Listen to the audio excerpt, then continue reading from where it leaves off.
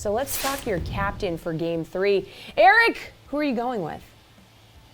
I just have to figure out what I look like first, but once I've You look amazing, sorted that Erik. all out, great.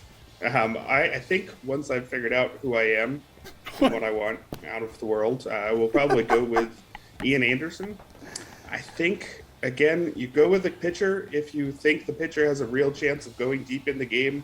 That's never really been a guarantee this postseason. I think this Game 3, with it being the first out of 3 games in a row, I think the managers aren't going to be able to afford to pull their pitchers quite as early as they've been wanting to throughout this postseason, especially with both rotations, dealing with injuries. Lance McCullers from earlier in the playoffs, Charlie Morton just the other day. I think Atlanta's going to need a true start out of Ian Anderson. His 3 playoff starts so far, he's gone 5, 3, and 4 innings. So if he goes another 3 or 4, I think this ends up being a really bad pick. You don't want to spend this kind of cash on your captain. But I think they need him to go deep, and if he does go deep, he's definitely talented enough to do it. He's had a strong season, closed September well.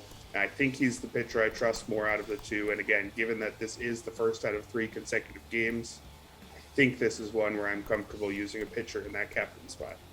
All right, Paul, what about you? Who's your captain for Game 3 going to be? I normally pick a pitcher in this spot, but I think the Astros have to assert themselves early in this game, and that's set in Atlanta, and I expect that it will be the power bats of the Astros that come out to play tonight. Foremost among them will be Yordan Alvarez, their cleanup hitter. He has had a great playoff so far with a 410, 529, 769 slash line in this postseason. Far and away the best on his team, and he gets the platoon edge against the righty starter on the other side. I've said it all season. I love to back the big power hitters when they're on a roll. Why would I change that now?